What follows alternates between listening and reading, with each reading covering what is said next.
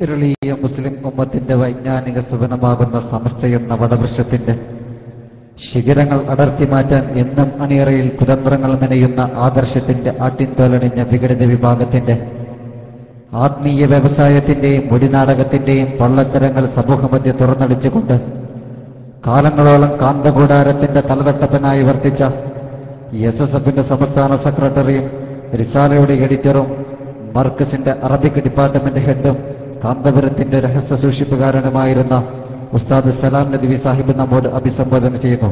അദ്ദേഹത്തെ സാദരം ക്ഷണിക്കുന്നു.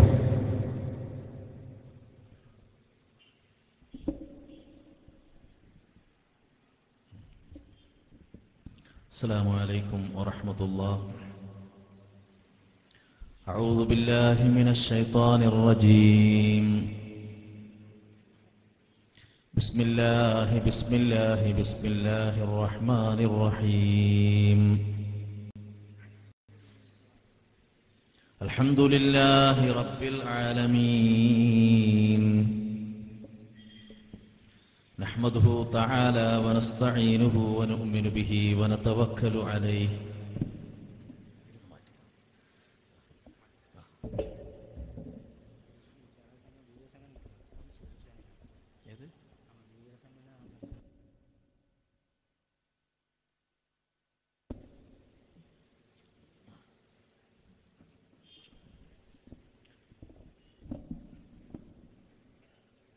نعوذ بالله من شرور أنفسنا ومن سيئات أعمالنا.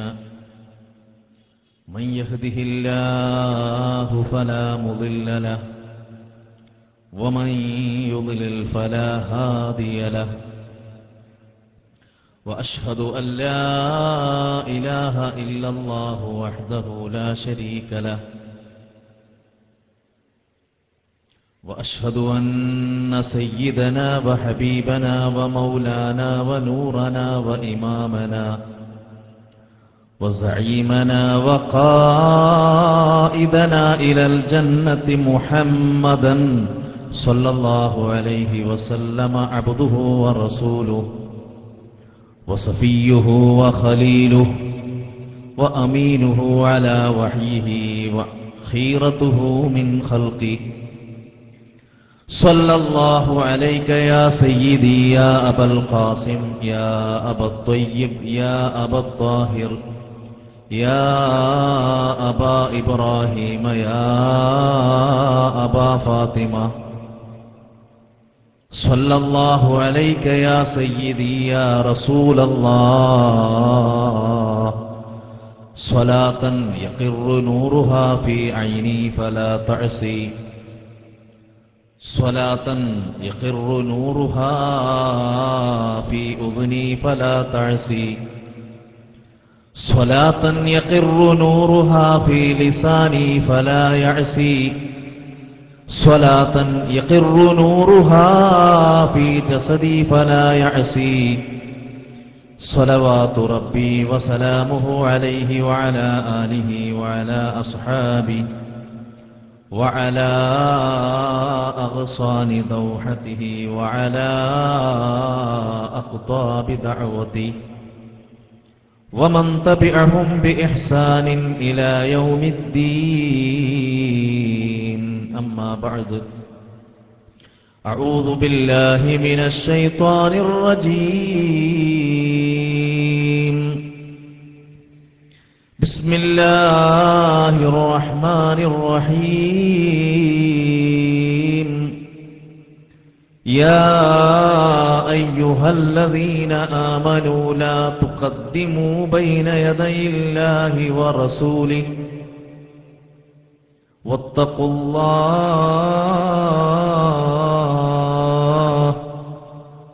إن الله سميع عليم.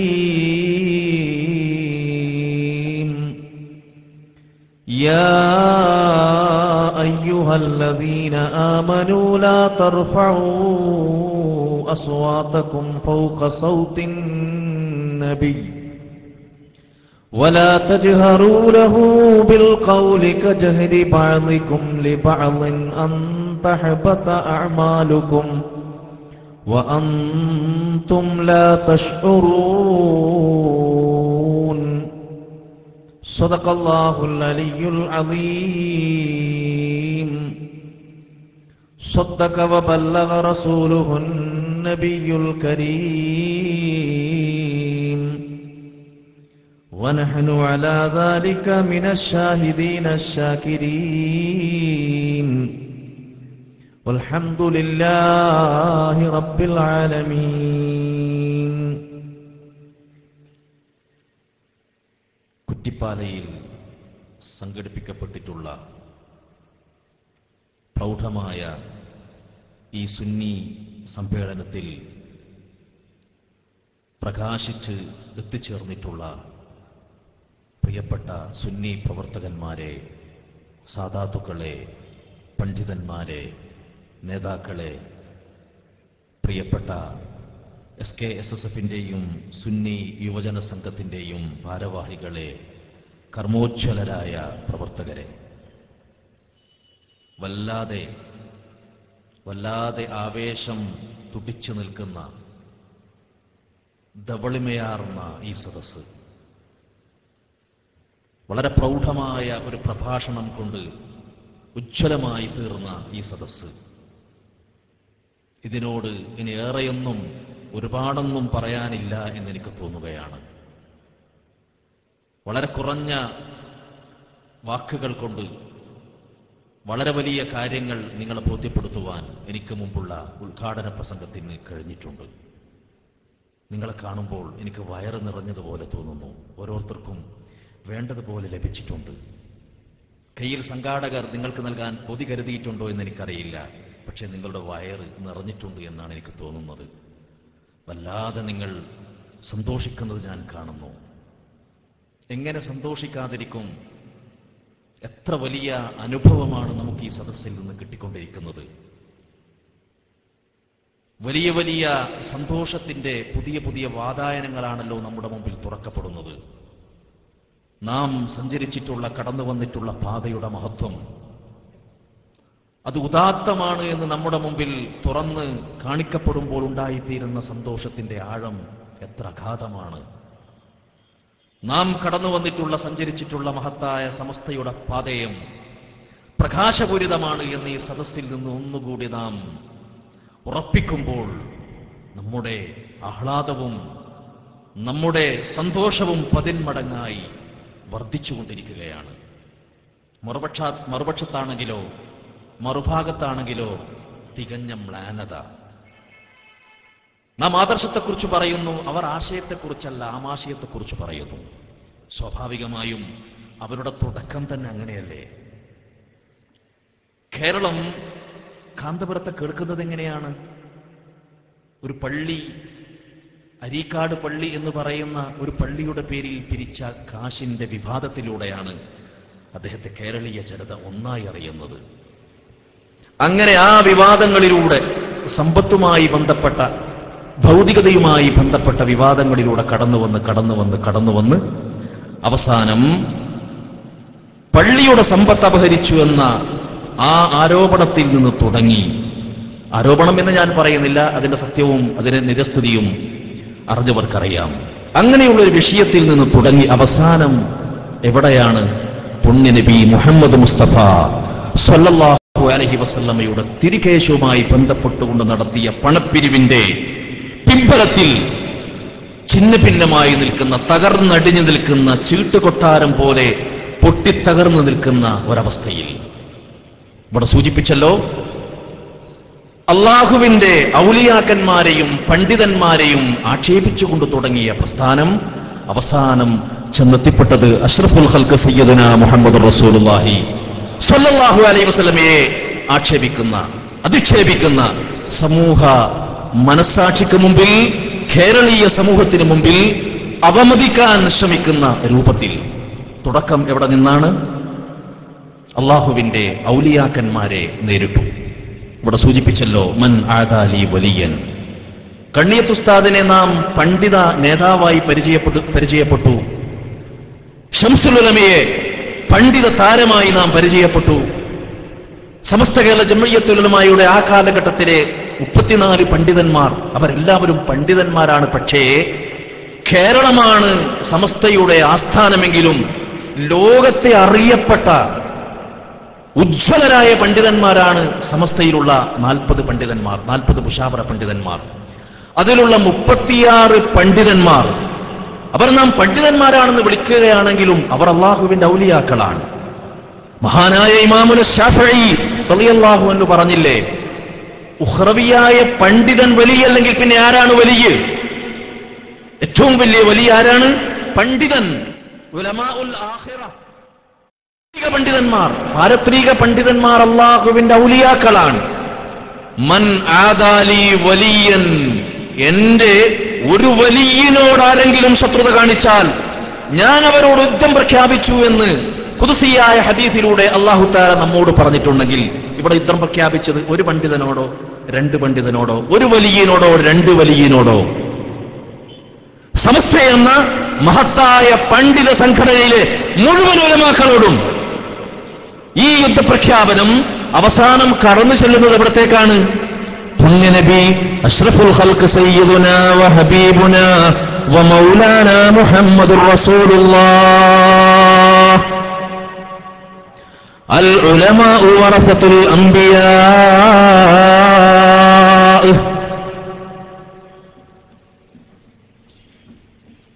എല്ലാ പണ്ഡിതന്മാരുടെയും ഉസ്താദ്, എല്ലാ പണ്ഡിതന്മാരുടെയും നേതാവ് അഷ്റഫുൽ ഖൽഖ് സയ്യിദുനാ വ ഹബീബുനാ മുഹമ്മദുർ റസൂലുള്ളാഹി. ഒരു പണ്ഡിതനെ നമ്മൾ ആക്ഷേപിച്ചാൽ, ഒരു പണ്ഡിതനെ നമ്മൾ കുറ്റം പറഞ്ഞാൽ, ഒരു പണ്ഡിതനെ സമൂഹ മധ്യത്തിൽ നമ്മൾ ഇടിച്ചു താഴ്ത്തിയാൽ അവസാനം അത് ചെന്നെത്തുന്നത് എവിടത്തേക്കാണ്? പണ്ഡിതന്മാരുടെ ഗുരുവായ, എല്ലാ ഉസ്താദുമാരുടെയും ഉസ്താദായ ഇന്നമാ ബുഇസ്തു മുഅല്ലിമാ, ഞാൻ ഈ ലോകത്ത് നിയോഗിക്കപ്പെട്ടത് ഒരു മുഅല്ലിമായിട്ടാണ്, ഒരു അധ്യാപകനായിട്ടാണ്, ഒരു ഉസ്താദായിട്ടാണ് എന്ന് പ്രഖ്യാപിച്ച അഷ്റഫുൽ ഖൽഖ് സയ്യിദുനാ വ ഹബീബുനാ വ മൗലാനാ മുഹമ്മദുർ റസൂലുള്ളാഹ് സ്വല്ലല്ലാഹു അലൈഹി വസല്ലം. അതാണ് ഇവിടെ കണ്ടുകൊണ്ടിരിക്കുന്നത്. നിങ്ങൾ വിചാരിക്കും എന്താണ് ഈ സംഭവിച്ചുകൊണ്ടിരിക്കുന്നത് എന്ന്. ഒന്നുമല്ല, ഈ സംഭവം മഹാന്മാരായ അള്ളാഹു ഇഷ്ടപ്പെട്ട പണ്ഡിതന്മാരെയും ഉസ്താദുമാരെയും അവമതിച്ചപ്പോൾ, അവർക്കെതിരെ പുറംതിരിഞ്ഞു നിന്നപ്പോൾ, അവർക്ക് സുന്നത്ത് ജമാഅത്ത് കുറവാണ് എന്നല്ല പറഞ്ഞത്. എന്ന് പറഞ്ഞാൽ അതിന്റെ അർത്ഥം അവർക്ക് ദീൻ കുറവാണ്, ഈമാൻ കുറവ് അല്ലേ? സുന്നത്ത് ജമാഅത്ത് എന്ന് പറഞ്ഞാൽ അതാണല്ലോ ഇസ്ലാം, അതാണല്ലോ ദീൻ, അതാണല്ലോ ഈമാൻ. അത് കുറവാണ് എന്ന് പറഞ്ഞുകൊണ്ടല്ലേ രംഗത്ത് വന്നത്. അവർക്ക് രാഷ്ട്രീയ ബന്ധമുണ്ട് എന്ന് പറഞ്ഞുകൊണ്ടാണല്ലോ. മുസ്ലിം ലീഗ് എന്ന രാഷ്ട്രീയ സംഘടനയുമായി അവർക്ക് അമിതമായ ബന്ധമുണ്ട് എന്ന് പറഞ്ഞുകൊണ്ട് രംഗത്ത് വന്ന ഈ വിഭാഗം മുസ്ലിം ലീഗല്ലാത്ത എല്ലാ രാഷ്ട്രീയ പ്രസ്ഥാനങ്ങളുടെയും മുമ്പിൽ പോയി സുജൂദ് ചെയ്ത് കിടക്കുന്ന അവസ്ഥ. അവർക്ക് രാഷ്ട്രീയവും അറിഞ്ഞുകൂടാ, ദീനും അറിഞ്ഞുകൂടാ. ഇന്ത്യയുടെ പൊതു തെരഞ്ഞെടുപ്പ് എന്ന് പറഞ്ഞാൽ പാലമുണ്ടാക്കലാണത്രേ, റോഡുണ്ടാക്കലാണ്, വികസനമാണത്രേ ഇന്ത്യയുടെ തെരഞ്ഞെടുപ്പ് എന്ന് പറഞ്ഞാൽ. ഇവിടെ ജനാധിപത്യം വേണമോ വേണ്ടേ എന്ന് തീരുമാനിക്കുന്നതാണ് ഇന്ത്യയുടെ തെരഞ്ഞെടുപ്പ്. ഇവിടെ മതേതരത്വം വേണമോ വർഗീയത വേണമോ എന്ന് തീരുമാനിക്കുന്നതാണ് ഇന്ത്യയുടെ തെരഞ്ഞെടുപ്പ്. ഇവിടെ മുസ്ലിങ്ങൾക്ക് അഭിമാനകരമായ അസ്തിത്വം ഉണ്ടാകണമോ വേണ്ടേ എന്ന് തീരുമാനിക്കുന്നതാണ് ഇന്ത്യയുടെ തെരഞ്ഞെടുപ്പ്. ഇവർക്ക് രാഷ്ട്രീയം അറിയുമോ? ഇവർക്ക് ദീനും അറിയില്ല, രാഷ്ട്രീയവും അറിയില്ല. റോഡുണ്ടാക്കലല്ല, പാലമുണ്ടാക്കലല്ല ഇന്ത്യൻ തെരഞ്ഞെടുപ്പ് എന്ന് പറഞ്ഞാൽ. മുസ്ലിമീങ്ങളുടെ അസ്തിത്വം ഇന്ത്യ രാജ്യത്ത് വേണമോ വേണ്ട എന്ന് തീരുമാനിക്കുന്ന തെരഞ്ഞെടുപ്പ്. അതിനാണ് പറഞ്ഞിരിക്കുന്നത്, ഇന്ത്യയുടെ തെരഞ്ഞെടുപ്പിൽ ആരധികാരത്തിൽ വന്നാൽ എന്താണ്? നമുക്ക് റോഡ് കിട്ടിയാൽ മതി, നമുക്ക് പാലം കിട്ടിയാൽ മതി. ഇന്ത്യയുടെ തെരഞ്ഞെടുപ്പിലെ അജണ്ട റോഡുമല്ല, പാലവുമല്ല, വികസനവുമല്ല. ഇന്ത്യയിലെ മുസ്ലിമീങ്ങൾ ഈ രാജ്യത്ത് നിലനിൽക്കണമോ? കൂട്ടക്കശാപ്പ് ചെയ്യപ്പെടണമോ? നിഷ്കരണം വധിക്കപ്പെടണമോ? വർഗീയതയ്ക്ക് സ്ഥാനം കൊടുക്കണമോ? മതേതരത്വം നിലനിൽക്കണമോ? ജനാധിപത്യം ഇവിടെ കൂടുതൽ ഉജ്ജ്വലമാകണമോ? അതാണ് തെരഞ്ഞെടുപ്പ്. പഠിക്കണം. ഇവരുടെ നാവിലൂടെ സത്യം ഒന്നും പുറത്തുവരില്ല, യാഥാർത്ഥ്യം പുറത്തുവരില്ല. അല്ലാഹു തആല പരിശുദ്ധ ഖുർആനിൽ പറഞ്ഞില്ലേ, ഇൻസലഖ മിൻഹാ,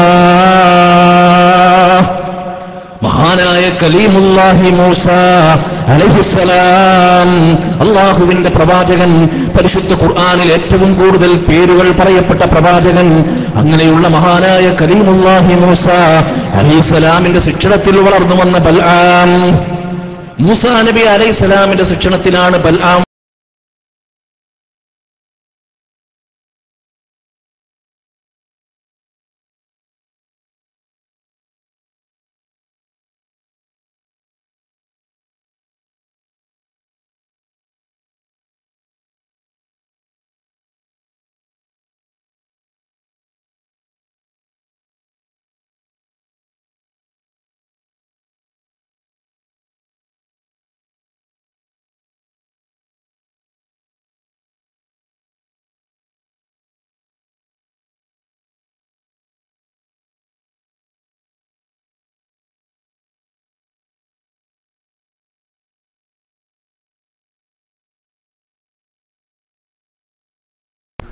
അസ്സലാമു അലൈക്കും വറഹ്മത്തുള്ളാഹി. ബിസ്മില്ലാഹിർ റഹ്മാനിർ വസ്സലാത്തു വസ്സലാമു അലാ റസൂലില്ലാഹി വഅലാ ആലിഹി വസ്സഹ്ബിഹിൽ ഫാരിസ് അമ്മാ ബഅദ്. തങ്ങൾ DC ആയി പോയതാണ്. ഇൻഷാ അല്ലാഹ് ലൈവ് ആയിട്ട് പെട്ടെന്ന് തന്നെ തിരിച്ചു വരും. DC ആയി പുറത്തു പോയതാണ്. ഇപ്പം വരും ഇൻഷാ അല്ലാഹ്. വളരെ നല്ല ലൈവായിരുന്നു നാം കേട്ടുകൊണ്ടിരുന്നത്.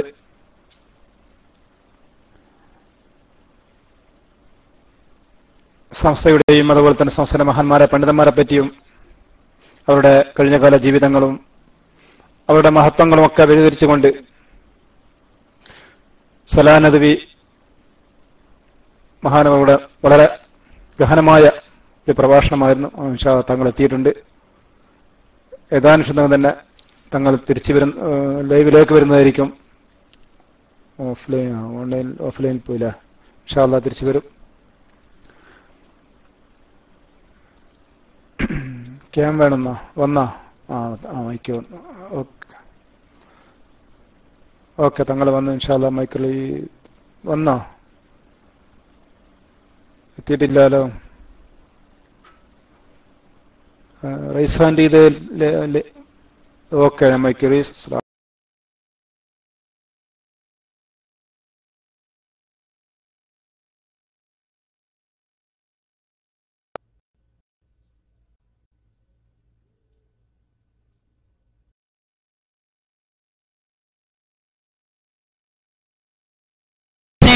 നിങ്ങൾ പ്രവർത്തിക്കുന്നത്, നിങ്ങൾ പ്രാർത്ഥിക്കുന്നത്, നിങ്ങൾ പണിയെടുക്കുന്നത്, നിങ്ങൾ മദ്രസകൾ ഉണ്ടാക്കുന്നത്, പള്ളികൾ ഉണ്ടാക്കുന്നത്, സ്ഥാപനങ്ങൾ ഉണ്ടാക്കുന്നത് ആർക്കെതിരെയാണെന്ന് ചിന്തിക്കണം. ആർക്കെതിരെയാണ് നിങ്ങൾ പ്രവർത്തിച്ചുകൊണ്ടിരിക്കുന്നത്? നുബുവത്തിനെതിരെ, പ്രവാചകത്വത്തിനെതിരെ, പാണ്ഡിത്യത്തിനെതിരെ, ദീനിന്റെ യഥാർത്ഥമായ അടിസ്ഥാനത്തിനെതിരെ കെട്ടിടങ്ങൾ ഉണ്ടായിട്ട് കാര്യമുണ്ടോ? ബിൽഡിങ്ങുകൾ ഉണ്ടാക്കിയിട്ട് കാര്യമുണ്ടോ? മദ്രസകൾ സ്ഥാപിച്ചതുകൊണ്ട് കാര്യമുണ്ടോ? ലമസ്ജിദുൻ മുസ്സിസാ അലത്തഖ്വാ. മദീനയിൽ പുണ്യനബി മുഹമ്മദ് മുസ്തഫ സല്ലല്ലാഹു അലൈഹി വസല്ലമ തങ്ങളുടെ പള്ളിക്കെതിരായി മറ്റൊരു പള്ളി സ്ഥാപിച്ചല്ലോ അവിടെ. ആ പള്ളിയുടെ പേരാണ് മസ്ജിദുൽ ഖിറാർ. ആ പള്ളിയുടെ ഉദ്ഘാടനത്തിന് വേണ്ടി ഹബീബായ പുണ്യനബി മുഹമ്മദ് മുസ്തഫ സല്ലല്ലാഹു അലൈഹി വസല്ലമയെ ക്ഷണിക്കുന്നു. ആരെ? മുനാഫിഖീങ്ങൾ.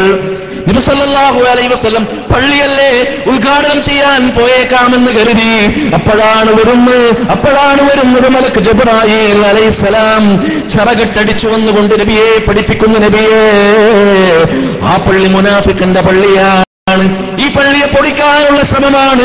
മദീനയിലെ ഈ പള്ളിയുടെ അടുത്ത് തന്നെയാണ് സ്ഥാപിച്ചിരിക്കുന്നത്.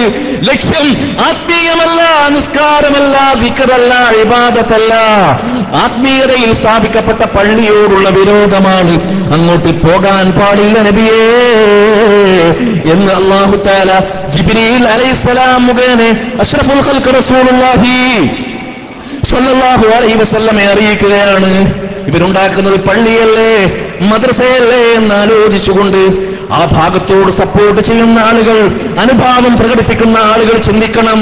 മഹാനായ അഷ്റഫുൽ ഖൽഖ് സയ്യിദുനാ മുഹമ്മദുർ റസൂലുള്ളാഹ് സ്വല്ലല്ലാഹു അലൈഹി വസല്ലം.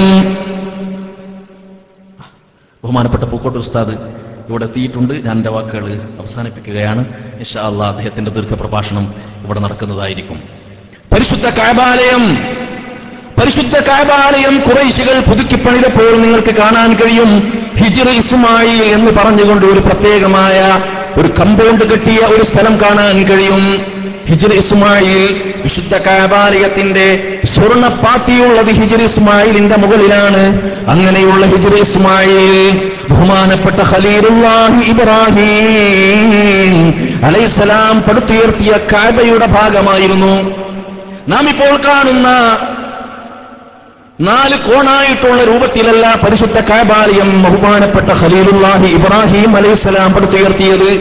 യു ടൈപ്പിലായിരുന്നു മഹാനായ ഖലീലുല്ലാഹി ഇബ്രാഹിം അലൈഹിസ്സലാം നിർമ്മിച്ച കഅബാലയം. പക്ഷേ ഖുറൈശികൾ പുതുക്കി പണിതപ്പോൾ അത് പൂർണ്ണമായും അതിനെ പുനർനിർമ്മിക്കുവാനുള്ള സാമ്പത്തികമായ സൗകര്യം അവർക്കില്ലാത്തതുകൊണ്ട് കുറച്ചു ഭാഗം അരമതിൽ കെട്ടിക്കൊണ്ട് അവിടെ ബാക്കി വെച്ചു.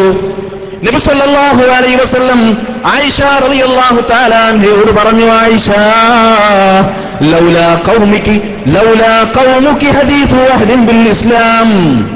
ഈ പരിശുദ്ധ ഇസ്ലാം വിശ്വസിച്ച ജനങ്ങൾ അവർ പുതുമുസ്ലിങ്ങളല്ലായിരുന്നുവെങ്കിൽ, പുതുതായി ഇസ്ലാം മതം സ്വീകരിച്ചവരല്ലായിരുന്നുവെങ്കിൽ, ഞാൻ ഈ പരിശുദ്ധ കഅബാലയത്തെ എങ്ങനെയാണോ ഖലീലുല്ലാഹി ഇബ്രാഹിം അലൈഹിസ്സലാം പടുതുയർത്തിയത് അതുപോലെ ഒന്നുകൂടി പുനഃസ്ഥാപിക്കുമായിരുന്നു. ഇപ്പോൾ ഞാൻ കാബ പൊളിച്ചുകൊണ്ട് എങ്ങനെയാണ് ഇബ്രാഹിം നബി അലൈഹിസ്സലാം അതിനെ സ്ഥാപിച്ചിരുന്നത് അതുപോലെ അതിനെ വീണ്ടും സ്ഥാപിക്കുവാൻ ശ്രമിച്ചാൽ ആളുകൾ പറയും മുഹമ്മദും മതം മാറ്റി, ദീന് മാറ്റി, ഇപ്പോൾ കാബയും പൊളിക്കാൻ ഒരുങ്ങിയിരിക്കുന്നു എന്ന് പറയും. അതുകൊണ്ട് ഞാൻ കാബയെ അതുപോലെ തന്നെ ഉപേക്ഷിക്കുകയാണ്. കാബ ഞാൻ പൊളിക്കുന്നില്ല, മാറ്റുന്നില്ല എന്ന് ബഹുമാനപ്പെട്ട റസൂലുള്ളാഹി. പ്രിയപ്പെട്ടവരെ, നമ്മൾ വിചാരിക്കും കുറെ കെട്ടിടങ്ങൾ ഉണ്ടാക്കുക, കുറെ മദ്രസകൾ ഉണ്ടാക്കുക, കുറെ പള്ളികൾ ഉണ്ടാക്കുക എന്നുള്ളത് വലിയ കാര്യമാണെന്ന്. അതല്ല, അതിലൂടെ ഉണ്ടാകുന്ന ലക്ഷ്യം പ്രധാനമാണ്, അതിന്റെ നീയത്ത് പ്രധാനമാണ്, അതുകൊണ്ടുണ്ടാകുന്ന ഫ്രൂട്ട് എന്താണ്, ഫലം എന്താണ്, അത് പ്രധാനമാണ് സഹോദരന്മാരെ. മുസ്ലിമീങ്ങളെ ഭിന്നിപ്പിച്ചിട്ട്, മുസ്ലിമീങ്ങളുടെ മനസ്സുകളെ തകർത്തിട്ട്, അവരെ വിവിധ കക്ഷികളും വിഭാഗങ്ങളുമാക്കിയിട്ട്, അവരെ തമ്മിൽ തല്ലുന്ന കുടുംബങ്ങളാക്കി മാറ്റിയിട്ട്, അവരെ പരസ്പരം കടിച്ചു കയറുന്ന നാട്ടുകാരാക്കിയിട്ട് പള്ളികളുണ്ടായിട്ട് കാര്യമുണ്ടോ സഹോദരന്മാരെ? ഈമാനാണ് പ്രധാനം, ഐക്യമാണ് പ്രധാനം, സാഹോദര്യമാണ് പ്രധാനം. ആ സാഹോദര്യം തകർത്തുകൊണ്ട്, പരസ്പരമുള്ള യോജിപ്പ് തകർത്തുകൊണ്ട്, ഒരു നാട്ടിലുള്ള മുഅ്മിനീങ്ങൾ തമ്മിലുള്ള ഹൃദയപരമായ ബന്ധം തകർത്തുകൊണ്ട് പുതിയ പള്ളി ഉണ്ടായിട്ടെന്ത് കാര്യം, പുതിയ മദ്രസ ഉണ്ടായിട്ടെന്ത് കാര്യം? നാം ചിന്തിക്കണം സഹോദരന്മാരെ. അതുകൊണ്ട് ഇവിടെ നാം എതിർക്കുന്ന ഓരോ വിഷയങ്ങളും എന്തുകൊണ്ടാണ് എതിർക്കുന്നത് എന്ന് വളരെ വസ്തുനിഷ്ഠമായി നിങ്ങൾ ആലോചിക്കണം. കള്ളപ്രവാചകൻ രംഗത്ത് വന്നപ്പോൾ മിർസാ ഗുലാം അഹമ്മദ് ഖാദിയാനി എന്ന് പറയുന്ന കള്ളപ്രവാചകൻ രംഗത്ത് വന്നു. പ്രവാചകനല്ലേ, പ്രവാചകൻ എന്നാണല്ലോ പറയുന്നത്, എതിർക്കേണ്ടതില്ല എന്നാരെങ്കിലും പറഞ്ഞുവോ? കള്ളപ്രവാചകനാണ് എന്ന് ബോധ്യമായി. ആദ്യമായി ലോകത്തോട് സമസ്ത കേരള ജംഇയ്യത്തുൽ ഉലമ പ്രഖ്യാപിച്ചു, മിർസാ ഗുലാം അഹമ്മദ് ഖാദിയാനി കള്ളപ്രവാചകനാണ്. അയാൾ സ്വയം പ്രവാചകത്വം അവകാശപ്പെടുന്നത് കുറെ സ്വപ്നങ്ങളുടെ പിൻബലത്തിലാണ്. പക്ഷേ സമസ്ത പറയുന്നതിന് മുമ്പ് ഒരൊറ്റ സംഘടനയും പറഞ്ഞില്ല, ഒരു മതസംഘടനയും പറഞ്ഞില്ല ഖാദിയാനിസം പിഴച്ചതാണ്, ഇസ്ലാമിൽ നിന്ന് പുറത്താണെന്ന്. പക്ഷേ ആധികാരികമായി സമസ്ത പറഞ്ഞു ഖാദിയാനിസം പിഴച്ചതാണ്, കള്ളപ്രവാചകനാണ് മിർസാ ഗുലാം അഹമ്മദ് ഖാദിയാനി.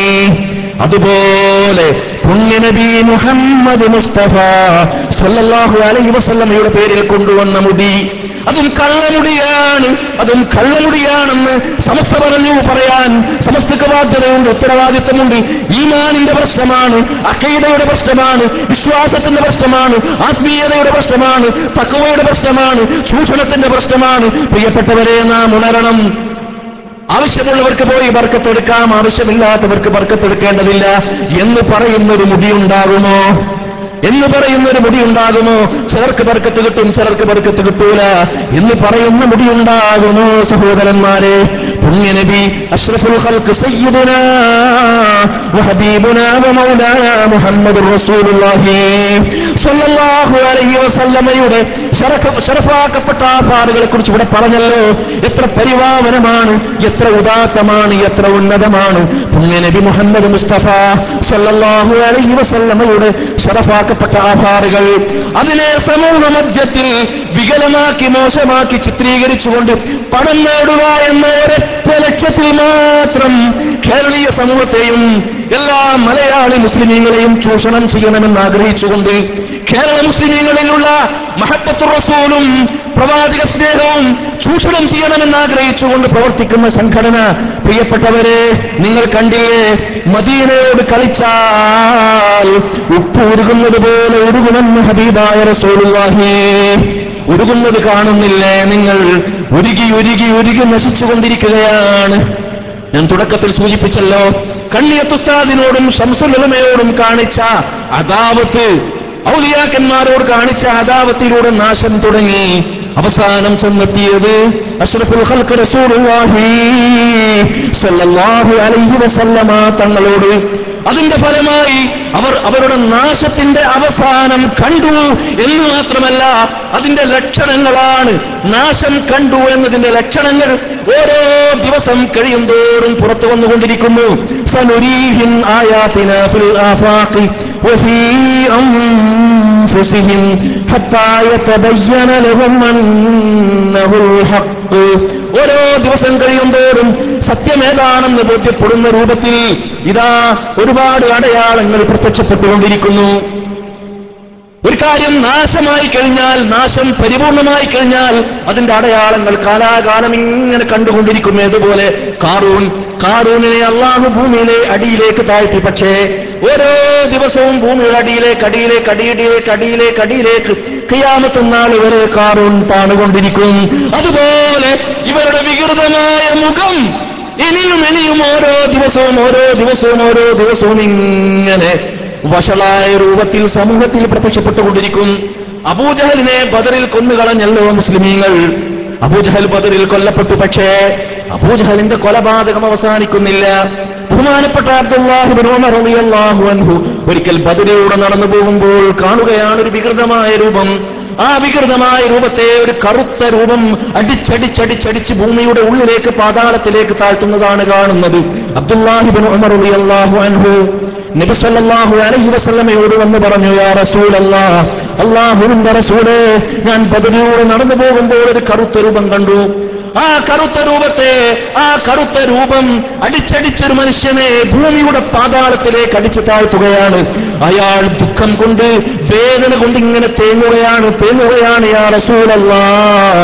അപ്പോൾ ഹബീബായ മുഹമ്മദ് മുസ്തഫ സല്ലല്ലാഹു അലൈഹി വസല്ലമ പറഞ്ഞു, മലക്ക് അബൂജഹലിനെ അടിച്ചുകൊണ്ടിരിക്കുകയാണ്. ബദർ യുദ്ധത്തോടുകൂടി അബൂജഹലിന്റെ നാശം അവസാനിച്ചു എന്ന് കരുതുന്നുണ്ടോ? ഖിയാമത്ത് നാൾ വരെ അബൂജഹലിനെ ബദറിന്റെ ആ രണാങ്കണത്തിൽ വെച്ചുകൊണ്ട് മലക്കുകൾ അടിച്ചുകൊണ്ടിരിക്കും. ഇന്നും നിങ്ങൾക്ക് ബദറിൽ പോയാൽ ഈമാനിന്റെ കരുത്തുള്ളവർക്ക് ഒരു മുഴക്കം കേൾക്കാം. മുഴക്കം കേട്ടവരുണ്ട്, ഇന്നും കേട്ടവരുണ്ട്. ഈ കാലഘട്ടത്തിൽ ജീവിച്ച മഹാന്മാർ കേട്ടിട്ടുണ്ട്. സൗദി അറേബ്യയുടെ കഴിഞ്ഞ വിദ്യാഭ്യാസ മന്ത്രിയായിരുന്ന മുഹമ്മദ് അബ്ദുൽ യമാനി എഴുതിയ പുസ്തകത്തിൽ, ബദറിനെ കുറിച്ച് എഴുതിയ പുസ്തകത്തിൽ അദ്ദേഹം പറയുന്നുണ്ട്, ഞാൻ ബദറിന്റെ താഴ്വാരത്തിൽ നിന്നപ്പോൾ കേട്ടിട്ടുണ്ട് ആ മുഴക്കം. ഇന്നും കേട്ടവരുണ്ട്. ഈമാനുള്ള ഹൃദയങ്ങളുടെ ഉടമകൾക്ക് ഇന്നും കേൾക്കാൻ കഴിയും ആ മുഴക്കം. ഇതുപോലെ സത്യവിശ്വാസികൾക്ക് മദീനയുടെ സുഗന്ധം മദീനയിൽ പോയാൽ ആസ്വദിക്കാൻ കഴിയുന്നതുപോലെ, അതുപോലെ അബൂജഹലിനെ ഖിയാമത്ത് നാൾ വരെ ഭൂമിയുടെ അടിയിലേക്ക് അടിച്ചടിച്ച് താഴ്ത്തിക്കൊണ്ടിരിക്കുമെന്ന് പറഞ്ഞതുപോലെ ഈ വിഭാഗം ഓരോ ദിവസം കഴിയും തോറും വഷളായി മാറുക തന്നെ ചെയ്യും. അതിന്റെ അടയാളങ്ങളല്ലേ പാനപാത്രത്തിലൂടെ പ്രത്യക്ഷപ്പെട്ടത്. അവർക്ക് പണ്ഡിതന്മാരുടെ ഡ്യൂട്ടി ചെയ്യാൻ കഴിയില്ല, രാഷ്ട്രീയവും അവർക്കറിയില്ല എന്ന് മനസ്സിലായില്ലേ? അവർക്ക് നല്ലത് ഈ പാത്രവുമായി അടുക്കളയിലിരുന്നു കൊണ്ട് ഭക്ഷണമുണ്ടാക്കി അതിന്റെ ഉള്ളിൽ കഴിഞ്ഞുകൂടലാണ്. സമൂഹമധ്യത്തിലല്ല, അടുക്കളയുടെ ഉള്ളിൽ സേവനം ചെയ്യലാണ് അവർക്ക് ഏറ്റവും നല്ല പണിയെന്ന് തെളിയിച്ചുകൊണ്ടിരിക്കുകയല്ലേ ഇത്. അതുകൊണ്ട് പ്രിയപ്പെട്ട സഹോദരന്മാരെ, നാം ബോധവാന്മാരാകണം. സത്യമേതാണെന്ന് തിരിച്ചറിയണം, ഹക്ക് ഏതാണെന്ന് മനസ്സിലാക്കണം, ബാത്തിൽ ഏതാണെന്ന് മനസ്സിലാക്കണം. മഹാനായ അഷ്റഫുൽ ഖൽഖ് സയ്യിദുനാ വഹബീബുനാ വമൗലാനാ മുഹമ്മദുർ റസൂലുള്ളാഹി സ്വല്ലല്ലാഹു അലൈഹി വസല്ലമയെ പ്രതിഷ്ഠിച്ചുകൊണ്ട്, നബിയെ മുന്നിൽ വെച്ചുകൊണ്ട്, നബിയുടെ മഹബ്ബത്തിനെ ചൂഷണം ചെയ്തുകൊണ്ട് നടത്തുന്ന പ്രവർത്തനങ്ങളിൽ നാം വഞ്ചിതരാകരുത്. അഹ്ലുസുന്നത്ത് വൽ ജമാഅത്തിന്റെ വിശ്വാസികൾ റസൂലിനെ സ്നേഹിക്കുന്നവരാണ്, റസൂലിനെ ഇഷ്ടപ്പെടുന്നവരാണ്, റസൂലിന്റെ തിരുശേഷിപ്പുകളെ ബഹുമാനിക്കുന്നവരാണ്. അള്ളാഹുവിന്റെ റസൂലിന്റെ ഖദർ അങ്ങേയറ്റം അപാരമാണ് എന്ന് വിശ്വസിക്കുന്നവരാണ്. ലാ യഅരിഫു ഖദറ റസൂലില്ലാഹി ഇല്ലല്ലാഹ്. അള്ളാഹുവിന്റെ റസൂലിന്റെ സ്ഥാനവും അള്ളാഹുവിന്റെ റസൂലിന്റെ മഹത്വവും അള്ളാഹു മാത്രമേ അറിയൂ എന്ന് വിശ്വസിക്കുന്നവരാണ്. റസൂലിന്റെ പുണ്യമാക്കപ്പെട്ട നെഞ്ചിനെ കുറിച്ച് അള്ളാഹു തആല മഹത്വം പറഞ്ഞില്ലേ ഖുർആനിൽ? അലം നശ്റഹ് ലക സദ്റക. റസൂലിന്റെ കണ്ണിനെ കുറിച്ച് അള്ളാഹു മഹത്വം പറഞ്ഞില്ലേ ഖുർആനിൽ? മാ സാഗൽ ബസറു വമാ തവാ.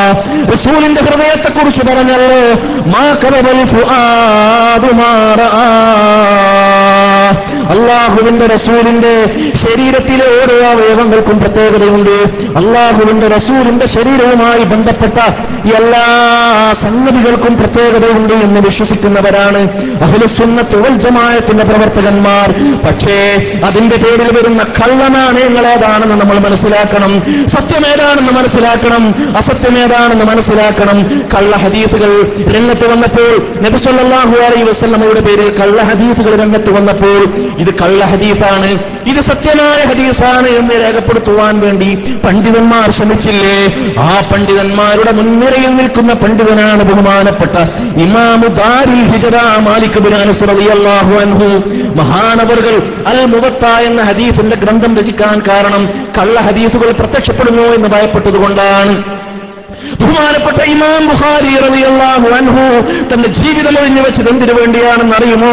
നബി സല്ലല്ലാഹു അലൈഹി വസല്ലമയുടെ സേവനത്തിന് വേണ്ടിയാണ്. അവിടുത്തെ ഹദീസുകൾ സത്യസന്ധമായി രേഖപ്പെടുത്താൻ വേണ്ടിയാണ്. കള്ള ഹദീസുകളെ കുറിച്ച് ജനങ്ങളെ ബോധവൽക്കരിക്കാൻ വേണ്ടിയാണ്. മഹാനായ ഇമാം ശാഫിഈ റളിയല്ലാഹു അൻഹു, അഹ്മദ് ബിൻ ഹംബൽ റളിയല്ലാഹു അൻഹു, ബഹുമാനപ്പെട്ട ഇമാം അബുൽ ഹസൻ അശ്അരി റളിയല്ലാഹു അൻഹു, ഹുജ്ജത്തുൽ ഇസ്ലാം അബൂ ഹാമിദ് അൽ ഗസ്സാലി റളിയല്ലാഹു അൻഹു, ഇങ്ങനെ തുടങ്ങിയുള്ള പണ്ഡിതന്മാർ അവരുടെ ജീവിതം ഒഴിഞ്ഞു വെച്ചത് അഹ്ലുസുന്നത്ത് വൽ ജമാഅത്തിന്റെ ആശയങ്ങൾ ജനങ്ങൾക്ക് പഠിപ്പിച്ചു കൊടുക്കാൻ വേണ്ടിയാണ്, ബോധ്യപ്പെടുത്താൻ വേണ്ടിയാണ്. വ്യാജമായ പല ആശയങ്ങളും രംഗത്ത് വന്നപ്പോൾ, നൂതനമായ പുത്തൻ ചിന്താഗതികൾ രംഗത്ത് വന്നപ്പോൾ സത്യമിതാണ് അസത്യമിതാണ് എന്ന് ബോധ്യപ്പെടുത്താൻ വേണ്ടിയാണ്. ഇത് പണ്ഡിത ധർമ്മമാണ്. അവരുടെ വേഷം പാണ്ഡിത്യമല്ലേ? അവർ ധരിച്ചത് തലപ്പാവല്ലേ? അവർ ധരിച്ചത് വെള്ളവേഷമല്ലേ? അവർ മൗലിദല്ലേ കഴിക്കുന്നത്? മൗലിദിലേക്കല്ലേ വിളിക്കുന്നത്? ഹുബ്ബുർ റസൂൽ എന്നല്ലേ ബാനർ എന്നല്ലേ പേര് എന്ന് വിചാരിച്ചുകൊണ്ട് അവരുടെ കൂട്ടത്തിലും പോകാമെന്ന് വിചാരിക്കുന്നവരുണ്ട്. ഹുബ്ബുർ റസൂലിന്റെ പേരിലാണെങ്കിൽ നമുക്ക് ഷിയാക്കൾ അംഗീകരിക്കാൻ കഴിയുമോ? അവരും പറയുന്ന വാദം ഹുബ്ബുർ റസൂൽ, റസൂലിനോടുള്ള സ്നേഹമെന്നല്ലേ? അവരും പറയുന്നത് നബി കുടുംബത്തോടുള്ള സ്നേഹമെന്നല്ലേ? ഷിയാക്കൾ പഴച്ചവരാണ് എന്നല്ലേ അഹ്ലുസുന്നത്ത് വൽ ജമാഅത്തിന്റെ ആശയം? അതുകൊണ്ട് തന്നെ ഇവർ പറയുന്നത് സുന്നത്ത് ജമാഅത്താണ്. ഇവരുടെ വേഷം സുന്നികളുടേതാണ്, സുന്നി പണ്ഡിതന്മാരുടെ വേഷമാണ്, സുന്നി പണ്ഡിതന്മാർ കഴിക്കുന്ന മൗലിദുകളാണ് എന്ന് വിചാരിച്ചുകൊണ്ട് അവരുടെ കൂട്ടത്തിൽ കുടുങ്ങിപ്പോകണ്ട. ആരെങ്കിലും അതിൽ കുടുങ്ങിപ്പോയിട്ടുണ്ടെങ്കിൽ ഈ രാജകീയ സ്വർണവാതിലിലൂടെ കടന്നു വന്നുകൊണ്ട് അഹ്ലുസുന്നത്ത് വൽ ജമാഅത്തിന്റെ പാതയിൽ, സമസ്ത കേരള ജംഇയ്യത്തുൽ ഉലമായുടെ രാജപാതയിൽ പ്രവർത്തിക്കാൻ അവർ തയ്യാറാകുന്നത് അവർക്ക് നല്ലത് എന്ന് വളരെ വിനയത്തോടുകൂടി ഞാൻ അപേക്ഷിക്കുകയാണ്. ഒരുപക്ഷെ തോന്നിയേക്കും, ഞാൻ ഇത്ര നാളും ആ പാർട്ടിയിൽ പ്രവർത്തിച്ചതാണല്ലോ, അവരോടൊപ്പം നിന്നതാണല്ലോ, ഞാൻ ഇപ്പോൾ മറുപക്ഷത്ത് പോയാൽ എന്നെക്കുറിച്ച് എന്ത് ധരിക്കും? ഞാൻ ഇത്ര നാളും പ്രവർത്തിച്ചത് തെറ്റാണ് എന്ന് വരില്ലേ? അല്ലെങ്കിൽ വേറെ എന്തെങ്കിലും ആളുകൾ തെറ്റിദ്ധരിക്കില്ലേ? എന്നെക്കുറിച്ച് വേറെ എന്തെങ്കിലും മോശമായത് പറയില്ലേ? എന്തെങ്കിലും വിചാരിക്കില്ലേ എന്ന് വിചാരിച്ചു മാറി നിൽക്കണ്ട. നിങ്ങൾക്കറിയുമോ, സുന്നത്ത് ജമാഅത്തിന്റെ ഉജ്ജ്വല നേതാവായിരുന്ന ഇമാമുന അബുൽ ഹസൻ അശ്അരി റളിയല്ലാഹു അൻഹു 40 വയസ്സ് വരെ സുന്നിയായിരുന്നില്ല. നമ്മുടെ അഖീദയുടെ ഇമാമാണ് ഇമാം അബുൽ ഹസൻ അശ്അരി റളിയല്ലാഹു അൻഹു. 40 വയസ്സ് വരെ സുന്നിയായിരുന്നില്ല. 40ാമത്തെ വയസ്സിൽ 40 ദിവസം തന്റെ വീട്ടിന്റെ ഉള്ളിൽ വാതിലടിച്ച് കടന്നുകൊണ്ട് മഹാനവറുകൾ ആലോചിക്കുകയാണ്, പടച്ചവനെ, എന്റെ ജീവിതം ഈ 40 വയസ്സ് വരെ പഴച്ചുപോയല്ലോ. എന്റെ ഉസ്താദുമാർ പഴച്ചുപോയവരാണ്. ഉസ്താദുമാർ പഴച്ചുപോയത് കൊണ്ട് തന്നെ എനിക്ക് അങ്ങനെയാകേണ്ടി വന്നു. എന്നാൽ എനിക്കിപ്പോൾ സത്യം മനസ്സിലായി. അങ്ങനെ വീട്ടിന്റെ ഉള്ളിൽ വെച്ചുകൊണ്ട് അദ്ദേഹം ഒരു ഗ്രന്ഥം രചിക്കുകയാണ്. 40ാമത്തെ ദിവസം വീട്ടിൽ നിന്ന് പുറത്തു വന്ന് തന്റെ നാട്ടിലെ പള്ളിയുടെ മിമ്പറിൽ കയറിയിട്ട് ജനങ്ങളോട് പറയുന്നു, ജനങ്ങളെ, മൻ അറഫനി ഫഖദ് അറഫനി വമൻ ലം യഅരിഫനി ഫഅന ഉഅരിഫുഹു ബിനഫ്സി. എന്നെ അറിഞ്ഞവർക്കറിയാം, ഞാൻ ആരാണെന്ന് പഠിച്ചവർക്കറിയാം. എന്നാൽ ആർക്കെങ്കിലും എന്നെക്കുറിച്ച് അറിയില്ലെങ്കിൽ ഞാനിതാ നിങ്ങൾക്ക് പറഞ്ഞു തരാം. ഞാൻ ഇതുവരെ സുന്നിയായിരുന്നില്ല.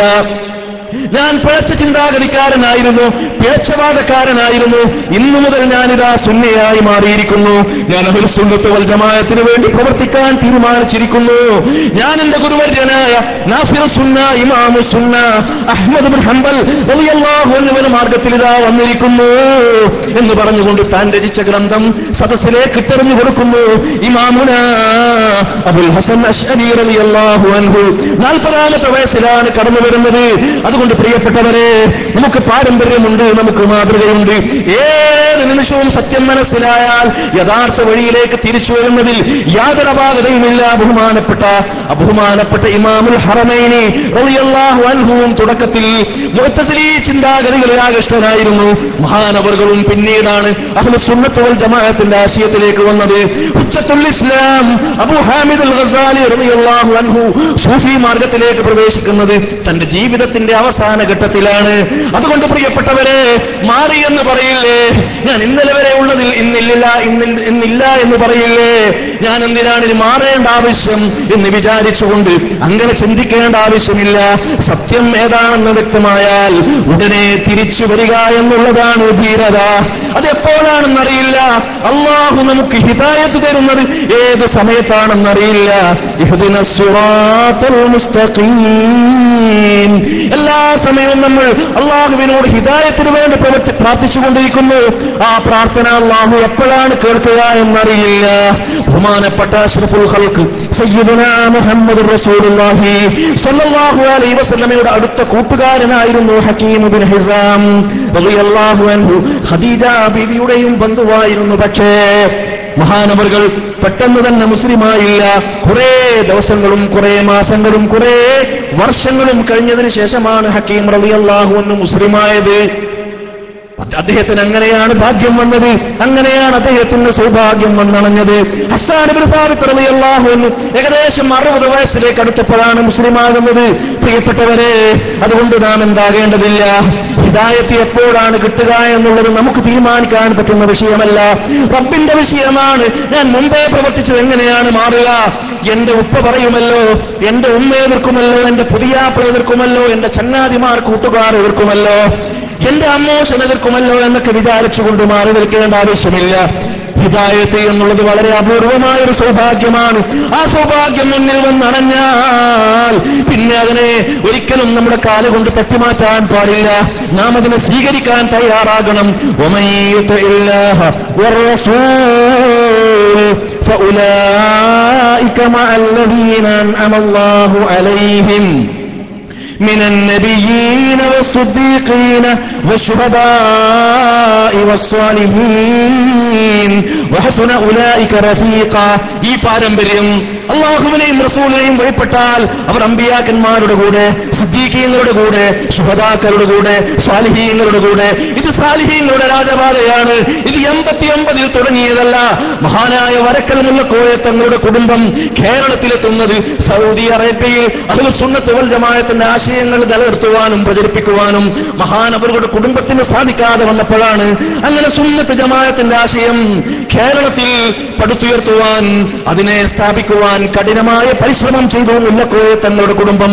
അങ്ങനെയാണ് മഹാനായ വരക്കൽ മുല്ലക്കോയ തങ്ങൾ സമസ്ത കേരള ജംഇയ്യത്തുൽ ഉലമ എന്ന പ്രസ്ഥാനത്തിന് രൂപം നൽകിയത്. ഇത് നമ്മെ മദീനയിലേക്ക് കൊണ്ടുപോകുന്ന പ്രസ്ഥാനം, ഒറിജിനൽ തൈബയിലേക്ക് കൊണ്ടുപോകുന്ന പ്രസ്ഥാനം, യഥാർത്ഥ ഹബീബായ മുഹമ്മദ് റസൂലുള്ളാഹി സ്വല്ലല്ലാഹു അലൈഹി വസല്ലമ തങ്ങളിലേക്ക് കൊണ്ടുപോകുന്ന പ്രസ്ഥാനം. ഇതിൽ വളവില്ല, ഡ്യൂപ്ലിക്കേറ്റ് ഇല്ല, വ്യാജമില്ല, കള്ളമില്ല. നിഷ്കളങ്കരായ നിസ്വാർത്ഥരായ പണ്ഡിതന്മാർ നമ്മെ കൊണ്ടുപോകുന്ന പ്രസ്ഥാനം. നബി സല്ലല്ലാഹു അലൈഹി വസല്ലമ പറഞ്ഞില്ലേ, അശറുന്നാസി മിൻ ഉമ്മത്തി, എന്റെ സമുദായത്തിലെ ഏറ്റവും നാശകാരികൾ 2 വിഭാഗമാണ്. ഒന്ന് ആലിമുൻ ഫാജിർ, തമ്മാടിയായ പണ്ഡിതൻ. പണ്ഡിതനാണ്, പണ്ഡിതവേഷമാണ്, ആയത്താണ് പറയുന്നത്, ഹദീസാണ് പറയുന്നത്, ഫിഖഹാണ് കേൾപ്പിക്കുന്നത്. പക്ഷേ ഫാജിറുൻ, തമ്മാടിയാണ്, ജീവിതം തമ്മാടിത്തമാണ്, പ്രവൃത്തി തമ്മാടിത്തമാണ്, ജനങ്ങൾക്ക് കൊടുക്കുന്ന സന്ദേശവും മെസ്സേജും തമ്മാടിത്തമാണ്. എന്റെ സമുദായത്തിലെ ഏറ്റവും വലിയ നാശം 2 വിഭാഗമാണ് അവരിൽ. ഒന്ന് തമ്മാടിയായ പണ്ഡിതൻ, രണ്ടാമത്തേത് ആബിദുൻ ജാഹിലുൻ, വിവരമില്ലാത്ത ഇബാദത്തുകാരൻ. വിവരമില്ലാത്ത ഇബാദത്തുകാരൻ അവൻ പറയുകയാണ്, റസൂലിന്റെ പേരിലല്ലേ പോകാം, ബർക്കത്തെടുക്കാം, പുണ്യം കിട്ടുമെന്ന് പറയുകയാണ്. വിവരമുണ്ടോ ഇസ്ലാമിനെ കുറിച്ച്? തബറുക്ക് വരുന്ന വഴിയെക്കുറിച്ച് അറിയാൻ കഴിയുമോ? എവിടെ നിന്നാണ് തബറുക്ക് കിട്ടുക? തബറുക്കിന്റെ സ്രോതസ് എന്താണ്? തബറുക്കിന്റെ പ്രാമാണികത എന്താണ്? തബറുക്ക് എടുക്കേണ്ട വഴികൾ എന്താണ്? അറിയില്ല. വആബിദുൻ ജാഹിലുൻ, വിവരമില്ലാത്ത ഇബാദത്തുകാരൻ, തമ്മാടിയായ പണ്ഡിതൻ. ഇവർ 2 പേരും എന്റെ സമുദായത്തിലെ നാശമാണെന്ന് മുഹമ്മദ് മുസ്തഫ സ്വല്ലല്ലാഹു അലൈഹി വസല്ലം. അതുകൊണ്ട് പ്രിയപ്പെട്ടവരെ, സത്യം നാം മനസ്സിലാക്കണം. വെളിച്ചം എവിടെയാണ്, ഇരുട്ടെവിടെയാണ് എന്ന് തിരിച്ചറിയണം.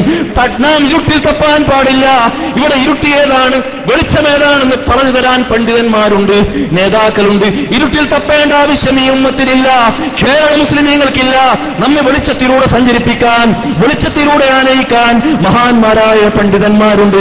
അവർ നമുക്ക് പറഞ്ഞു തരുന്നതിന്റെ അടിസ്ഥാനത്തിൽ സത്യമേതാണെന്ന് മനസ്സിലാക്കണം. ഇവിടെ ഒച്ചപ്പാടുകളില്ല, ജാടകളില്ല, പണക്കൊടുപ്പുകളില്ല, സാമ്പത്തികമായ പിൻബലങ്ങളില്ല. നിഷ്കാമകർമ്മികളായ പണ്ഡിതന്മാർ. പ്രിയപ്പെട്ടവരെ, മറ്റുള്ളവരുടെ ചാടകൾ കാണുമ്പോൾ നിങ്ങൾ തെറ്റിദ്ധരിച്ചേക്കും. കുതിര പോലെ അവർ ചാടും, കുതിര പോലെ അവരോടും. പക്ഷേ പെട്ടെന്ന് അവർ തളർന്നു വീഴും. വീണില്ലേ? അവർ തളർന്നു വീണില്ലേ? ലക്ഷ്യസ്ഥാനത്തെത്തിയോ? ലക്ഷ്യസ്ഥാനത്തെത്താൻ അവർക്ക് കഴിഞ്ഞോ? ഇത് തന്നെയല്ലേ എല്ലാ പ്രസ്ഥാനങ്ങളുടെയും കഥ. ലക്ഷ്യമില്ലാതെ പിറന്നു വീണ സംഘടനകൾ, ആദർശമില്ലാതെ, ഐഡിയയില്ലാതെ, തികഞ്ഞ യാഥാർത്ഥ്യബോധമില്ലാതെ നൈമിഷികമായ എന്തെങ്കിലും ലക്ഷ്യങ്ങൾക്ക് പിറന്നു വീണ പ്രസ്ഥാനങ്ങളൊക്കെയും തകർന്നു വീണ ചരിത്രമല്ലേ? ആ കൂട്ടത്തിൽ ഇതാ ഒരു പ്രസ്ഥാനവും തകർന്നടിഞ്ഞു വീണിരിക്കുകയാണ്. അവർക്കിനി മുന്നോട്ട് ഒരു ഇഞ്ച് പോലും സഞ്ചരിക്കാൻ സാധ്യമല്ല. അവരുടെ നാവിലൂടെ രാഷ്ട്രീയവും വരില്ല, ദീനും വരില്ല. രാഷ്ട്രീയത്തിന്റെ കഥ ഞാൻ പറഞ്ഞില്ലേ? നേരായ രാഷ്ട്രീയവും അവർക്കറിയില്ല, നേരായ ദീനും അവരുടെ നാവിലൂടെ പുറത്തു വരില്ല. അവർ സ്തംഭിച്ചു കഴിഞ്ഞിരിക്കുന്നു. മുന്നോട്ടൊരടി പോലും അവർക്ക് പ്രയാണം നടത്താൻ സാധ്യമല്ല. എങ്കിൽ നമ്മൾ പോകുന്നത് തൈബയിലേക്കാണ്, തൈബയുടെ താഴ്വാരത്തേക്കാണ്, പുണ്യനബി മുഹമ്മദ് മുസ്തഫ സല്ലല്ലാഹു അലൈഹി വസല്ലമയുടെ ചാരത്തേക്കാണ്. സമസ്ത നമ്മെ യഥാർത്ഥത്തിൽ നയിച്ചു കൊണ്ടുപോകുന്നത് അവിടത്തേക്കാണ്. നമ്മൾ തളർന്നു വീഴില്ല, നമ്മൾ ഞെട്ടച്ചു വീഴില്ല. നമ്മൾ ഒട്ടകപ്പുറത്താണ് സഞ്ചരിക്കുന്നത്, മെല്ലെയാണ് സഞ്ചരിക്കുന്നത്. പക്ഷേ ലക്ഷ്യസ്ഥാനത്ത് തന്നെ നമ്മളെത്തും, തളർന്നു വീഴില്ല. ഒട്ടകം തളർന്നു വീണ ചരിത്രമില്ല. അതുകൊണ്ട് പ്രിയപ്പെട്ടവരെ, നമുക്ക് ഒട്ടകപ്പുറത്ത് കയറാം, ഈ സാർത്ഥവാഹക സംഘത്തിൽ അംഗങ്ങളാകാം, സമസ്തയുടെ ശക്തി പകരുന്ന ഉജ്ജ്വലരായ തേജസ്സുകളായി നമുക്ക് മാറാം. മഹത്തായി പ്രസ്ഥാനത്തെ നെഞ്ചിലേറ്റാം, ഈ പ്രസ്ഥാനത്തിന് വേണ്ടി ഉറക്കൊഴിയാം, ഊണൊഴിയാം, കർമ്മം ചെയ്യാം, പ്രവർത്തിക്കാം.